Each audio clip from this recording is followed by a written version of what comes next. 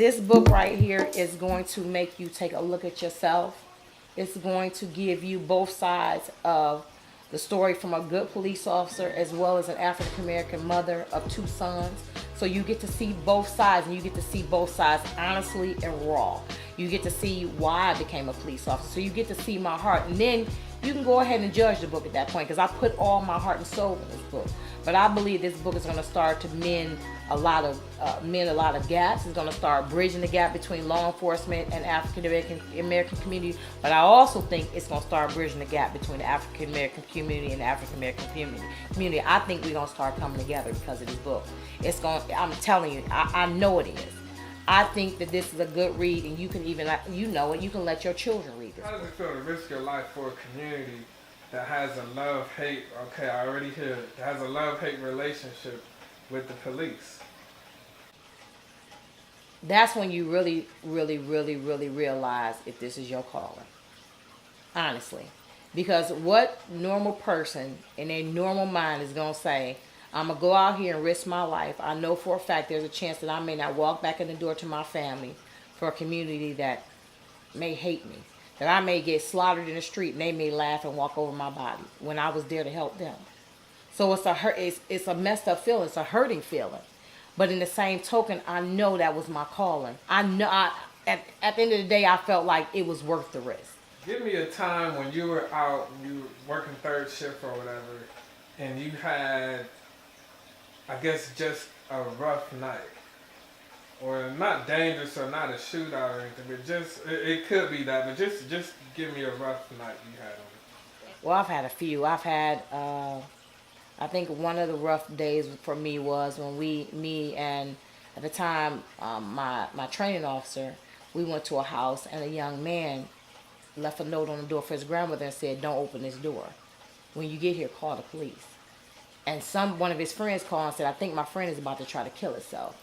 And we finally kicked the door in. We walked up, he had hung himself in the bathroom. Stuff like that, it always shakes me up. Because okay, we right there. Right there, right. You just went through that. Right. How do you smile when you go home to your children after a night like that? I put on a mask. Okay. I do. I put on a mask. Usually I'll pull the police car over and people don't notice and I cry. I just bust out in tears like, oh my God, I don't believe. I have broke down. Because I have to get it out. Or I'll call Jocelyn, or I would call Keisha when that happened. I was calling, I'm like, I need to talk to somebody. Or I would call my husband because he's in law enforcement. I just have to get it out. But when I get home to my children, I put on a mask. That's why I said they have no idea that mommy may have just walked through hell to get home to them. But once I see them, it seems like they make everything all right. Yes. Yes, that was from an officer that works for our city. I was hurt. I think that hurt me more than anything. Getting backlash, and for some people that's on there that's real prejudiced, and you can hear their undertones, this black B, that tells me right there you're prejudiced. Why would you even say something like that? I have a right to my opinion. But to get something from somebody that works in the same department with me, and all these men have worked with me for 15 years, I've never left their side.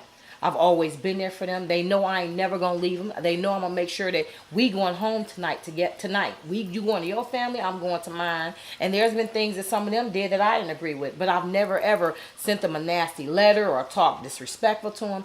That hurt me. And for them to say the blood was on my hands, you don't think I didn't mourn for them 6 officers? Yes, I did. Because anytime we lose a sister or brother in blue, it hurts. Because you know that could have been you. And you think about their families and how their family's going through. So that hurt me. That's why I put in the book, how come I can't mourn for both? How come I can't mourn for Alton Sterling and those police officers?